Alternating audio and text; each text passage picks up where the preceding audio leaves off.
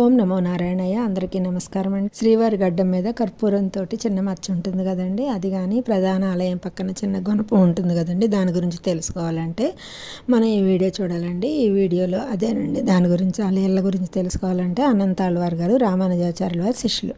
అనంతాళ్వార్ గారు రామానుజాచార్యుల వారి ముఖ్యమైన శిష్యుల్లో ఒకరు. శ్రీవారికి మొదటగా పూలమాలలు కట్టి అలంకారం చేసిన వారు అనమాట. అనంతాళ్వారి తోట అని ఉంటుందండి శ్రీవారి పైన, తిరుమల ఆలయం పక్కన సుబదం పక్క నుంచి వెళ్తే ఆ మాడ వీధిలో చివరిలో అనంతాళ్వారి తోట అని ఉంటుందండి. ఆ తోటలో అనేక రకాల పూలు, తులసి మొక్కలు అన్నీ దొరికి పండించి స్వామివారికి పూలమాలలు కట్టి సమర్పించేవాళ్ళు అంటండి. అనంతాళ్వార్ గారు అంటే ఆయనేనండి.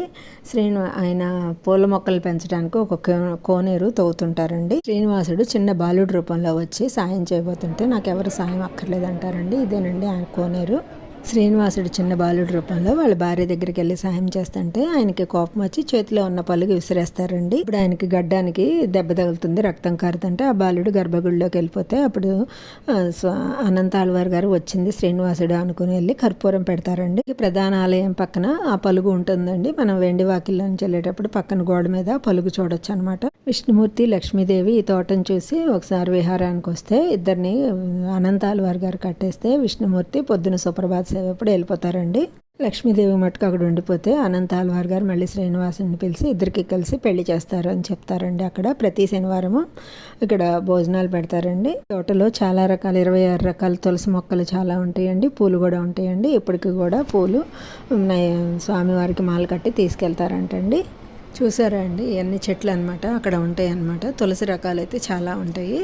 ఈ చెట్లన్నిటికీ అక్కడ వాళ్ళు బాగా ఈ పూలు వచ్చిన పూలను మాల కట్టేసి స్వామివారికి సమర్పిస్తారంటండి. అనంతాళ్వార్ గారు అలాగా చేసేవారంటే ఆ కోనేరులో తవ్వేటప్పుడు అలా స్వామివారికి దెబ్బ తగిలింది, అందుకే కర్పూరం పెడతారంటారు కదండి. ఇక్కడ స్వామివారిది తోటలో చాలా రకాల పూల మొక్కలు ఉంటాయండి, తులసి మొక్కలు కూడా ఉంటాయండి. ఇప్పటికీ కూడా మాల కట్టి స్వామికి పంపిస్తారంటండి.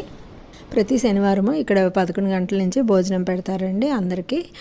ఇక్కడ శ్రీవారి సేవకు వచ్చిన వాళ్ళందరూ కూడా అక్కడ సేవ చేస్తారు, సేవ చేయొచ్చు.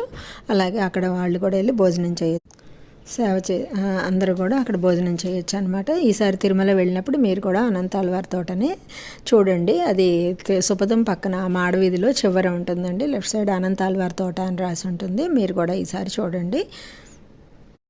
వీళ్ళేనండి ఆయన వంశస్థులు అంటారు కదా, ఈయన అక్కడే ఉంటారండి. వాళ్ళే ఇదంతా కూడా చూస్తూ ఉంటారు. ఈయన కూడా అనంతాళ్వారు అనమాట. ఇక్కడ ఈయన స్వామివారి ఈయన భక్తికి మెచ్చి వెంకటేశ్వర వారు ఆయనకి, ఆయన కుటుంబానికి, అక్కడ వచ్చిన వారికి, అక్కడ ఉన్న ప్రతి వనానికి, ప్రతి భక్తుడికి కూడా మోక్షాన్ని ఇస్తామని చెప్పేసి స్వామివారి వరం ఇచ్చారు. ఓం నమో నారాయణయ్య. వీడియో నచ్చినట్టయితే లైక్ చేయండి, షేర్ చేయండి.